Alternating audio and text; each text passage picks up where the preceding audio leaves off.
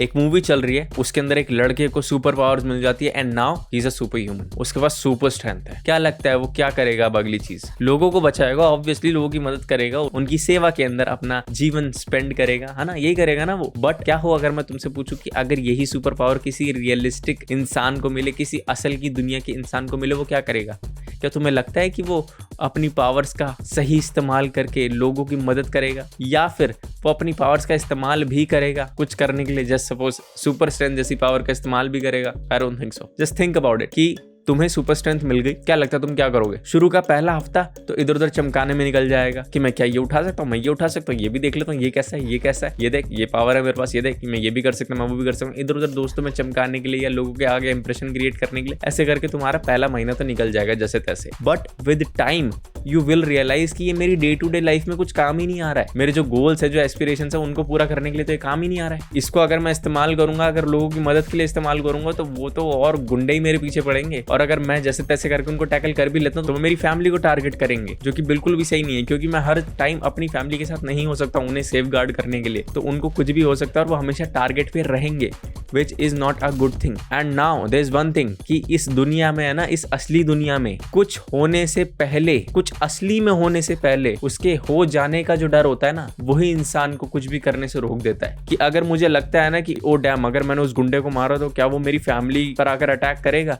वो अटैक करे या ना करे, पर वो जो अटैक करने का डर है ना तुम्हारे अंदर, उसके लिए वही तुम्हें रोक देगा असली जिंदगी के अंदर। और यही रियलिटी है, दिस इज द रियलिटी। ये समझना होगा हमें, और ये समझना होगा उन सभी राइटर्स को, क्रिएटर्स को, जो कि सुपर हीरो के कैरेक्टर्स लिखते हैं, कि वो ये चीज तो डालते ही नहीं है अपने कैरेक्टर्स के अंदर। The first thing that we see in movies with most of the super hero characters is कि उनको पावर मिलती है and they face something which they shouldn't have faced, कि उनका कोई लव्ड वन खो गया या कुछ भी हो गया, ठीक है, जिससे उनको रियलाइज हुआ कि अच्छाई की तरफ रहना मुझे, ब्ला ब्ला ब्ला, एंड देन वो सिर्फ अच्छी चीजें करते हैं। कोई सेंस नहीं बनता इसका। Just think about Spiderman character. क्या होता कि अगर अंकल बेन को जब वो मार देता है, वो जो गुंडा होता है, एंड स्पाइडरमैन उसके पीछे जाता है, उसको भी मार देता है, एंड देन पूरे जो भी क्रिमिनल्स होते हैं वो उससे डरने लग जाते हैं, एंड वो धीरे धीरे करके लैडर पर चढ़ता रहता है और उन सबका टॉप पर आ जाता है, उन सबके टॉप पर आ जाता है और उनको रूल करता है। वो कुछ भी पॉसिबिलिटी हो सकती है। मैं ये नहीं कह रहा हूँ यही होना चाहिए था, ये तो एक स्टूपिड आइडिया जो कि मैंने अभी भी बना दिया है, ये नहीं कह रहा हूँ मैं। The thing that we are lacking is a character. ये कैरेक्टर मिसिंग है आजकल की सुपर हीरो मूवीज के अंदर, कि हमें लोग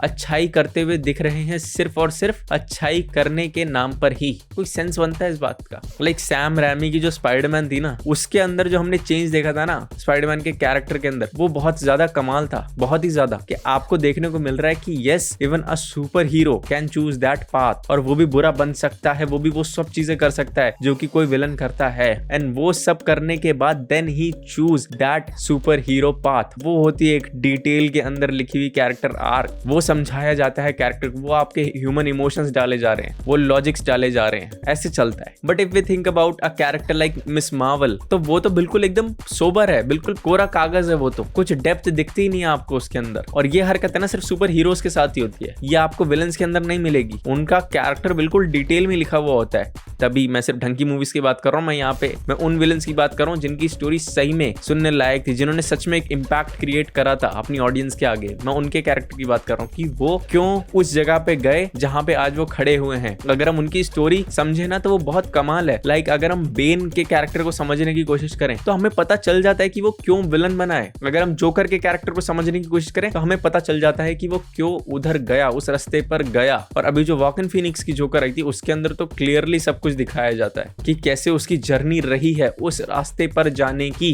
तो ये डिटेल हमें सुपर हीरो मूवीज के अंदर सुपर हीरोज के लिए क्यों नहीं दिखती है, उनकी अप्रोच क्यों नहीं होती है। और फिर एक ये और मिथ है कि सुपर हीरो सिर्फ अपनी पावर्स का सही चीज में इस्तेमाल करते हैं। क्यों भाई, क्यों करते हैं? अगर असली में अगर किसी को पावर मिले तो वो नहीं करेगा। मुझे मिले मैं नहीं करूंगा, and I am damn sure कि तुम लोगों को भी मिली ना तुम नहीं करोगे। लाइक सपोज अगर मुझे सुपर इंटेलिजेंस मिल गया या तुम में से किसी को सुपर इंटेलिजेंस मिल गया एकदम, तो क्या लगता है तुम्हें सबसे पहली चीज तुम किसके लिए करोगे? अरे ऑब्वियसली अपने लिए और अपने घर वालों के लिए करोगे ना। तुम ये करोगे कि कैसे जितना भी दुनिया का बैंक बैलेंस है वो तुम्हारे अंडर में आ जाए, या तुम सबसे पावरफुल कैसे बन जाओ, तुम ये वर्ल्ड कैसे कंट्रोल कर लो। ये सब आएगी चीजें तुम्हारे दिमाग में। तुम्हारे दिमाग में ये नहीं आएगा कि ओहो ये पॉवर्टी हटानी है मुझे, ये जो वर्ल्ड हंगर है मुझे इसको हटाना है, मुझे देश के लिए कुछ करना है। This all is bullshit. और अगर तुम सोच रहे हो ना कि क्या बकवास कर रहा है, मैं तो नहीं करूंगा, मैं तो अच्छे काम ही करूंगा, then you are fooling your own self. सबसे पहले तुम अपने और अपने परिवार के बारे में ही सोचोगे और उनको उस स्टैचर पे सेट करोगे कि वो सबसे ऊपर दिखें। अगर मैं तुम्हें कहूं कि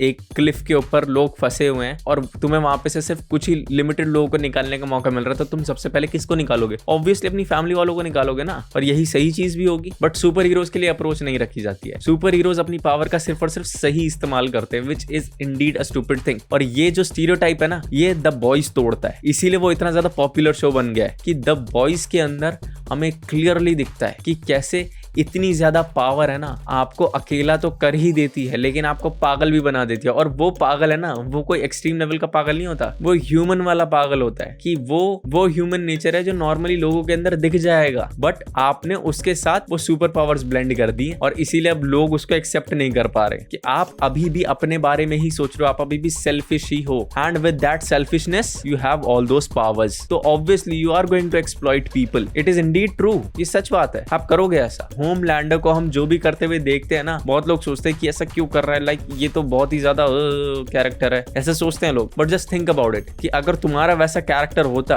कि तुम बिना पेरेंट्स के बड़े किए गए हो, लेबोरेटरी के अंदर बड़े करे गए हो, तो ऑब्वियसली तुमने बहुत सारी चीजें एक्सपीरियंस करी होंगी और करते होगे। और उसके बाद भी जब तुम बड़े भी हो जाते हो, you become a product of a firm called what, तो तुम्हें एक प्रोडक्ट की तरह ट्रीट करा जा रहा है। इमोशंस दिखाए ही नहीं जा रहे हैं तुम्हारे लिए, तो जब कोई इमोशंस दिखाएगा ही नहीं, तो वो जो दूसरी साइड पे वो बंदा खड़ा हुआ है वो क्यों सोचेगा कि इमोशंस दिखाना भी जरूरी होता है? वो तो बिल्कुल एकदम रोबोटिक ही हो जाएगा, एकदम प्रोडक्ट की तरह ही एक्ट करेगा। और वही होता है, ही बिकम्स अ मैनिएक। बट यही चीज ऑडियंस को अच्छी लगती है उस कैरेक्टर के बारे में कि he is very true to his character, कि जैसे उसका बचपन रहा था ना, वो वैसे ही बड़ा हुआ है। कोई उसने भगवान को अवतरित होते हुए नहीं देख लिया और उनकी बातें नहीं सुन ली कि बेटा तू आज से अच्छे काम करेगा, तो वो अच्छे काम करने के लिए निकल गया। नहीं, उसने जैसा फेस करा ना, उसने जैसी दुनिया देखी, अब वो भी उस दुनिया को दिखाने के लिए वैसा ही बना है। और ये रियलिटी है और यही सही लगता है, इंटरेस्टिंग लगता है, सोबर और प्लेन नहीं लगता है मोस्ट कैरेक्टर्स की तरह कि बस करे जा रहे हैं। इसी रूल को लोगन भी फॉलो करता हुआ नजर आता है और इसीलिए लोगन कमाल भी है। लाइक वो होमलैंडर जैसा तो नहीं है कि बिल्कुल ही एक्सट्रीम चला जाए, बट वो वायलेंट होता है जब उसको लोग गुस्सा दिलाते हैं और वो खूब बुरी बुरी तरीके से मारता है, क्योंकि वो जो चीजें फेस करके निकला है ना, उसने जो भी फेस करा है, वो उसके एक्शन के अंदर हमें दिख जाता है कि वो जो इतने सालों का गुस्सा भरा हुआ है ना, वो कहीं ना कहीं निकलेगा। ऐसे इंसानों का भी निकलता है। अगर कहीं पे गुस्सा आ रहा होता है ना, तो what do you think a normal human do? अरे वो कहीं ना कहीं जाके चिल्लाता है, कुछ करता है, वो इधर उधर मैट्रेस पे हाथ पैर मारेगा, तकिए को इधर उधर मारेगा, कुछ ना कुछ करेगा, लेकिन वो उस एग्रेशन को निकालेगा। अगर उसी के पास सुपर पावर्स होती ना, तो वो भी होमलैंडर बना इधर उधर घूम रहा होता। ये रियलिटी है और ये राइटर्स को दिखानी चाहिए, तभी कैरेक्टर्स इंटरेस्टिंग बनेंगे, तभी हम एक दूसरे साइड को देख पाएंगे सुपर पावर्स के, जो कि इतना ज्यादा चीजें ऑफर कर रहा है, जो अभी तक अनडिस्कवर्ड है। जब हम उस एरिया को छानने निकलेंगे ना, तो हमें बहुत सारी कमाल की चीजें मिलेंगी। तो ये जरूर करना चाहिए राइटर्स को। बाकी आज के लिए इतना ही था। मिलेंगे किसी और दिन किसी और बारे में बात करते हुए, किसी और वीडियो के साथ। तब तक के लिए बाय।